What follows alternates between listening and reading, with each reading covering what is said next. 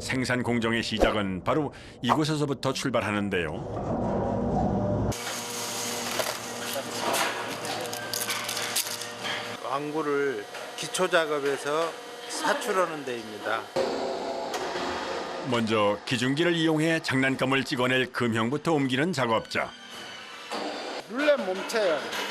아, 해적 룰렛 몸체예요, 네, 이게? 해적 룰렛 몸체. 아, 금형인 거죠? 네, 금형.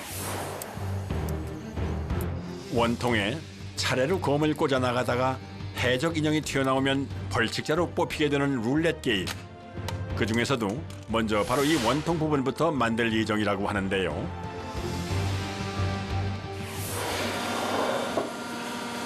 금형 상판이고요. 네. 이쪽이 금형 하판입니다. 위아래 두 개의 금형이 한 세트로 서로 맞물리는 구조. 금형과 금형 사이의 좁은 틈새로 원료가 흘러들어가 그 모양 그대로 장난감이 만들어지게 되는 원리라고 하는데요. 금형 수가 꽤 많아 보입니다. 여기 있는 금형은 50종류 정도 있고요. 여기 아니고 본 공장에 한 3,000가지 정도 금형을 가지고 있습니다. 2년에서 3년 가는 상품도 있지만 6개월에서 1년 가는 상품이 많습니다. 다시 말해 이곳에 나와 있는 50여 가지의 금형들은 최근 들어 가장 잘 나가는 히트작들만 모아둔 셈이라고 할 수 있는데요.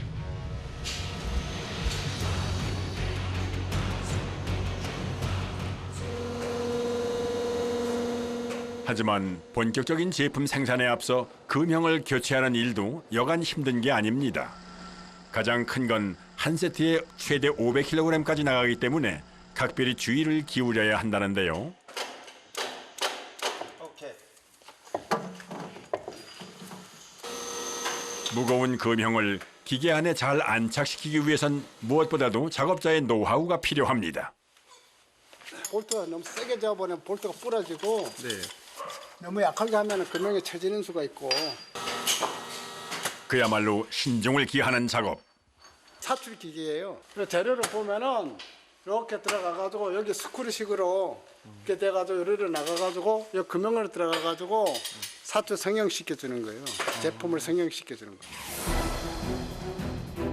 사출 성형 방식은 플라스틱 원료를 뜨겁게 가열해 녹인 다음 금형 안에 고압으로 쏘아주고 고압 상태 그대로 냉각시킨 다음 배출시키는 방법이랍니다. 잠시 후 사출 성형기가 본격적으로 가동되기 시작합니다. 뒤를 이어 기계 앞쪽 스크루 부분과 금형의 주입부가 체결되자 곧바로 제품이 찍혀져 모습을 드러내는데요. 어찌된 영문인지 계속해서 불량품만 쏟아져 나옵니다. 깨져 있어요? 깨져 있는 게 아니고 금형이 차갑기 때문에 이 성형이 다 되는 데까지는 시간이 좀 걸리고 금형 온도가 제품이 구성이 다 맞아야 제대로 성형이 됩니다. 230도에서 한 270도. 그러니까 금형 온도가 200도 이상 올라올 때까지는 계속해서 이렇게 시제품을 뽑아내야 한다는군요. 그 사이 작업장 한편에서는 다음 작업을 위한 원료 배합을 준비하는 두 사람. 하얀색의 플라스틱 칩을 한가득 쏟아붓기 시작합니다. 해적 룰렛 찍을 재료인데요. 이거 재료명은 HIPS고 무동 무치에다가 애들이 자유롭게 가지고 놀 수 있는 플라스틱 재질입니다. 국내에선 2016년부터 어린이 제품 안전특별법이 발효됨에 따라 유해물질 안전 기준을 엄격히 준수해야 하는데요. 기본 원료에 또 다른 칩을 함께 섞어 배합을 해주는군요. 밤색 알갱이는 마스타비치라고 하는데요. 재료의 2.5% 함유하면은 밤색 색깔이 전체가 나옵니다. 고체 안료인 마스터 배치 역시 인증받은 제품만 사용을 해야 한답니다.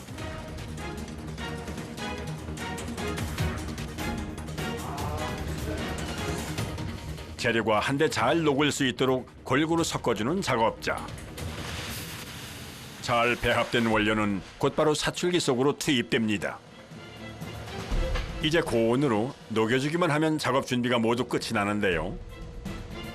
잠시 후 사출기가 가동되자 이내 걸쭉한 형태의 플라스틱 수지가 기계 밖으로 나오기 시작합니다.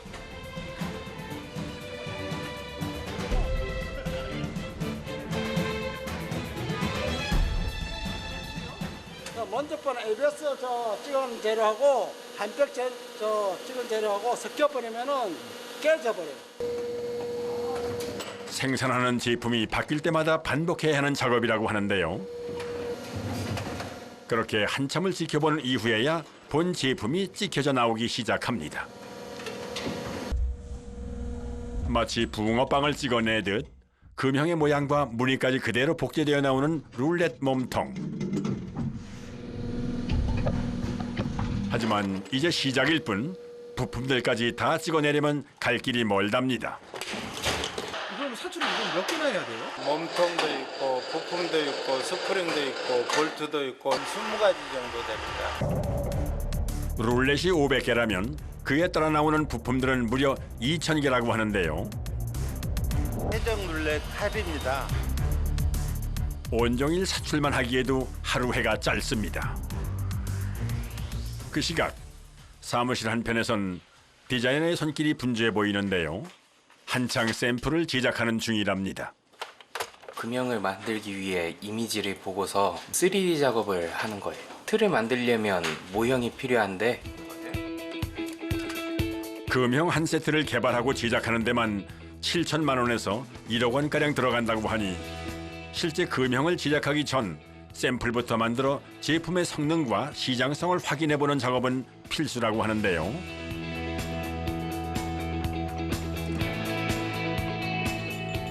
요즘은 이렇게 3D 프린터 덕분에 샘플 제작 자체가 훨씬 쉬워졌답니다. 작은 피규어 장난감 종류는 유행에 보다 빠르게 대응할 수 있게 됐다고 하는데요. 수십 년 전 이런 로봇 제품을 만들 때와 비교하면 그야말로 천지개벽 수준이랍니다. 이거는 메칸더 V고요. 86년도에 선풍적인 인기를 모았던 상품이고 TV 보고 사진을 촬영해가지고 그 사진만 보고 상품을 개발을 했어요. 2D, 3D로 다 도면화시켜서 상품을 개발하지만 그 시절에는 그런 시스템이 돼 있지 않아가지고 전체적으로 사진이나 그림 형태만 보고 상품을 개발했죠. 93년 최고의 히트작이었던 이 로봇 역시 직접 원화로 그려 금형을 제작한 뒤 상품으로 제품화시킨 것이라고 하는데요.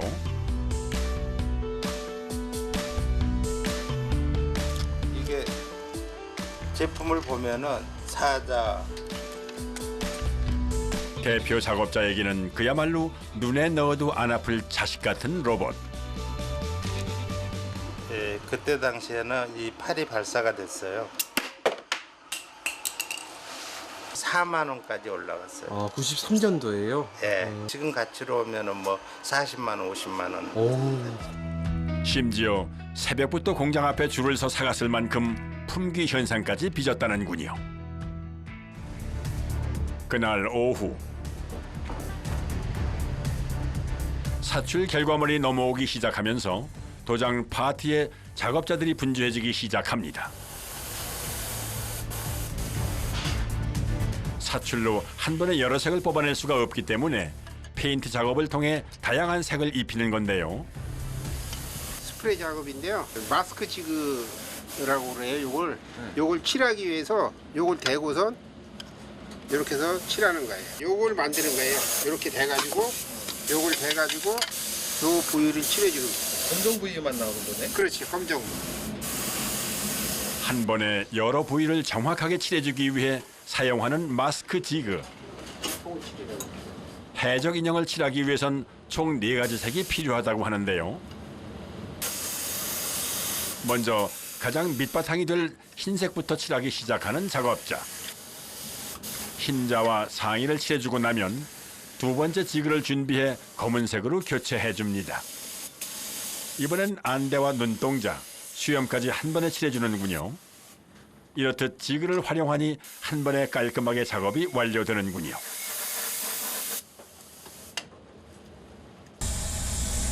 덕분에 지체 없이 진행되는 페인트 작업. 1,500개 정도. 1,500개요? 이곳에서도 KC 인증 기준에 따라 정해진 페인트만을 사용해야 한답니다. 유아 쪽, 어린이용 쪽으로 쓰기 때문에 무독성용으로다가 거의 페인트는 인증받은 거예요. 페인트 작업이 끝난 해적 인형은 앞뒤 두 조각을 합쳐 하나로 거듭나게 되는데요. 옷이 날개라더니 확실히 페인트 칠을 하고 나니 인물이 달라지는군요.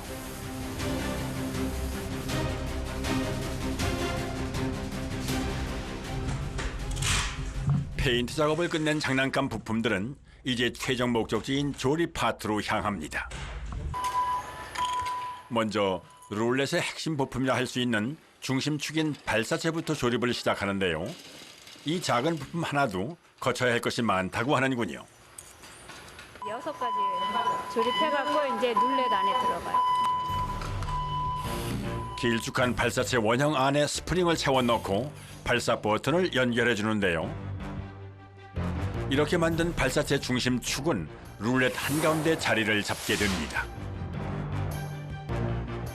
이게 누른 다음에 여기 홈이 있거든요, 안쪽에요.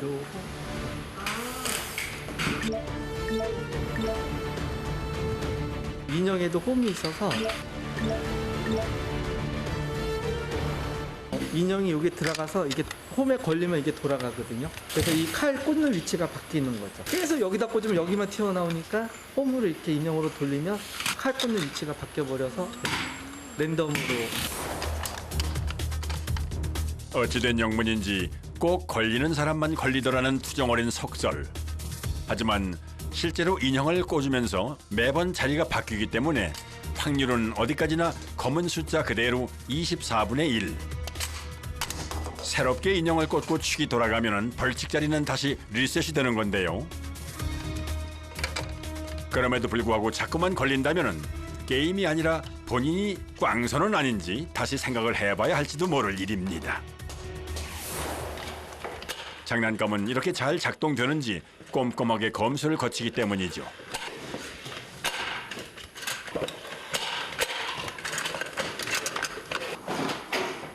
그렇게 확실히 검수를 끝낸 룰렛은 행여 구성품 하나라도 빠질세라 매의 눈으로 확인해가며 포장을 합니다. 이거 룰렛 말고도 몇 가지나 되세요? 이렇게 조립하시는 게? 100가지 정도? 하루에 하면 한 2,000개? 이곳 역시 다품종 소량 생산 시스템입니다. 품종 제일 많은 거 뭐예요? 자동 도미노요. 가정이 한 40가지? 되게 힘들어요. 복잡하고. 사실 도미노라고 하면 머리부터 싸매는 사람들이 많습니다. 게임을 하기도 전에 제대로 한번 세워보지도 못하고 스트레스를 받기 일쑤이기 때문인데요. 도미노가 이렇게나 어렵습니다.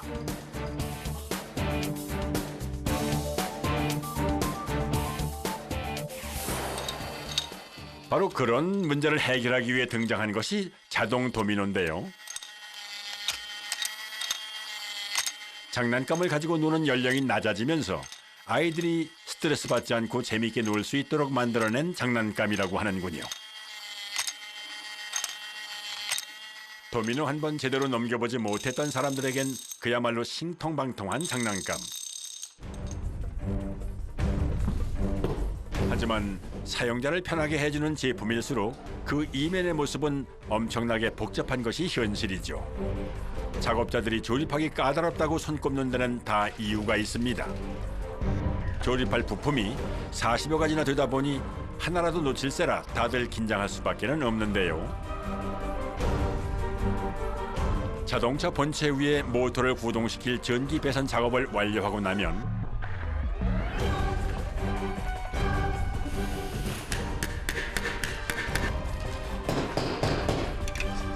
빽빽한 톱니바퀴를 제자리에 맞춰놓기 시작합니다.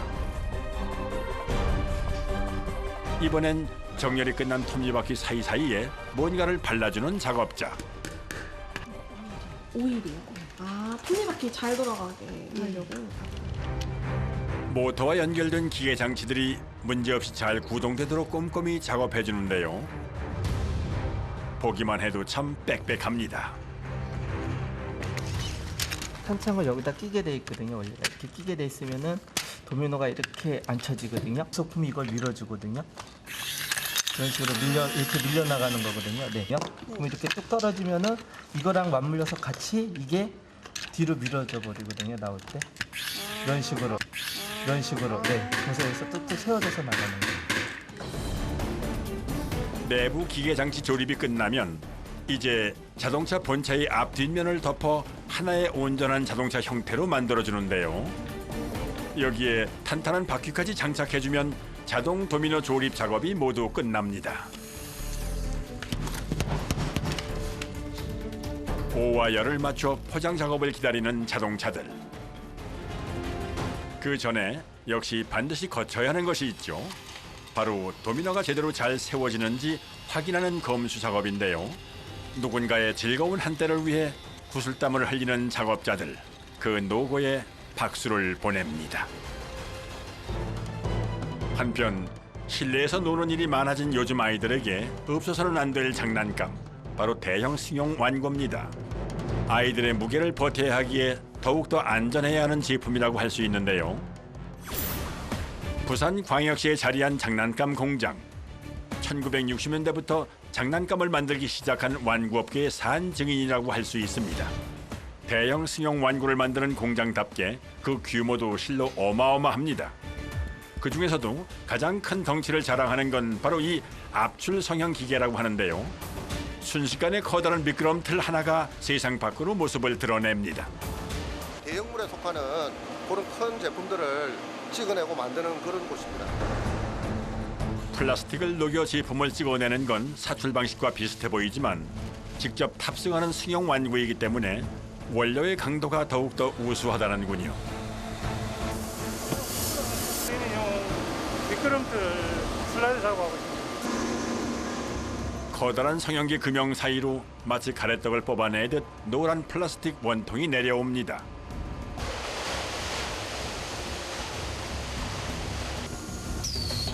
동시에 아래쪽에선 기계 장치가 올라오는데요.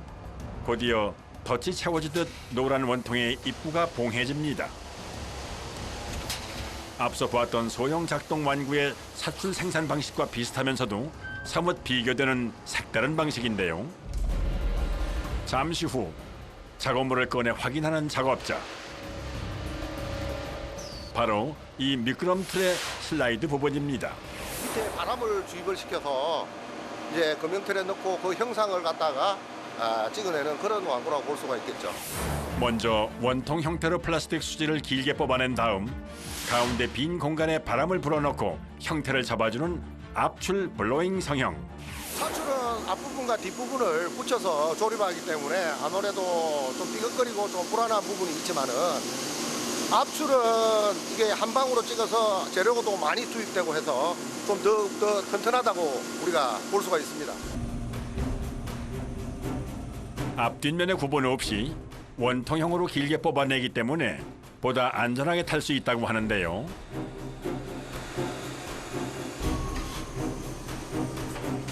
순식간에 또 하나 슬라이드가 만들어져 나오는군요.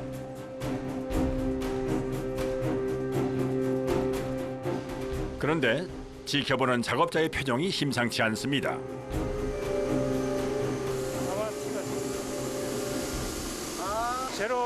재료 공급이 원활하게 안 되면 공간이 생기거든요. 거기서 이제 기포가 생기는. 기포가 타면서 이런 까만 티가 생기는, 줄이 생깁니다. 요즘 소비자들은 티를 좀 약간 이상이 있어도 바로 반품식 하니까 티라든가 이런 걸 제거하는 게 제일 어렵죠. 어쩌면 핏글 하나도 대충 넘길 수 없는 것이 부모의 마음. 작업자들 역시 그런 마음을 누구보다 잘 알기에 더욱더 작업에 만전을 기합니다. 한편 작업장의 다른 한편에서도 계속해서 성형 작업이 이루어지고 있는데요. 이번엔 자동차 부품이라는군요. 스풍이 차 그 등 받침대라고 보시면 돼요. 스풍이 그 스프링카. 이제 막 걸음마를 시작한 아기들의 보행기가 되기도 하고 서너 살 유아들의 첫 번째 자동차가 되기도 하는데요. 오래 타는 제품이니만큼 작업 또한 더 까다롭습니다. 애기들이 손을 다칠 수가 있으니까 첫 번째 칼질을 하게 되면 큰 덩어리를 떼어내고 두 번째는 아주 디테일하게 해가지고 손을 안 벨 수 있도록 그렇게 작업을 이중으로 하는 겁니다. 원료가 굳기 전 빠르게 잘라내야 하기 때문에 뜨거움을 감내하고 작업을 해야 합니다.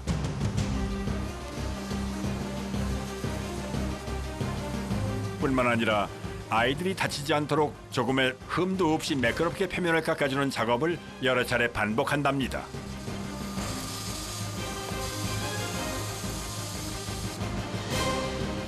칼질 몇 번에 이렇게 매끄럽게 되기까지 얼마나 많은 노력을 했을지 짐작이 가는군요. 이제 뿡뿡이카 생산의 마지막 조립 공정입니다. 최종 완성은 소비자가 직접 하게 되지만 이렇게 조립할 수 있게 하기 위해 각각의 부품을 완벽한 상태로 개별 조립을 해주는 건 작업자의 몫입니다.